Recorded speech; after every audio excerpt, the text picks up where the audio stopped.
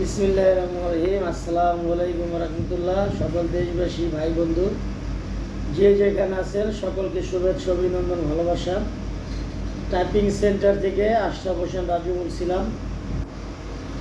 যারা বর্তমানে ভিজিটে দুবাইতে আসবেন, একটা ছোট টপিকস, বেশি বড় করবো না ভিডিওটা।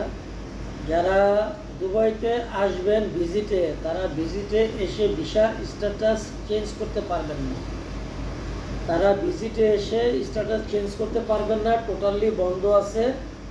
দুবাই সরকার এক সময় ভিজিটে লোক আসতো, আসার পরে নর্মাল ভিসা অথবা বিজনেস ভিসা সে করতে পারতো।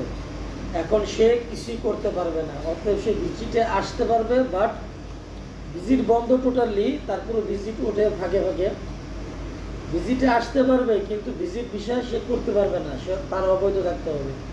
আপনি 1.5 লক্ষ 2 লক্ষ টাকা খরচ করে দেশে আসলেন, এসে অবৈধ রইলেন, আপনার সেবার মান ভালো পাচ্ছেন না, অসুস্থ হলেন বা বাড়ি যাবেন, কিছুই করতে পারতেছেন না, কোথাও যেতে আসতে পারতেছেন না এই দুবাইয়ের ভিতরেই, তাহলে আপনার ফায়দাটা কি, তাই না? অতএব কেউ যদি আপনাদের বুদ্ধি দেয় বা কিছু বলে যে ভাই আমরা ভিজিটে আমাদের নিয়ে যান, আমাদের ভিসা লাগাই দিবেন বা ভিসা করে দিবেন, এগুলো এখন হচ্ছে না, এগুলো আর হবেও না। অতএব যে যেখানে থাকেন ভিজিটে আসতে পারবেন অথবা ভিসা চেঞ্জ করতে পারবেন না।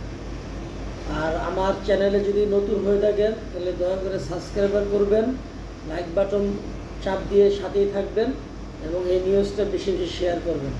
সবাইকে আল্লাহ হাফেজ। আসসালামু আলাইকুম রহমতুল্লাহ।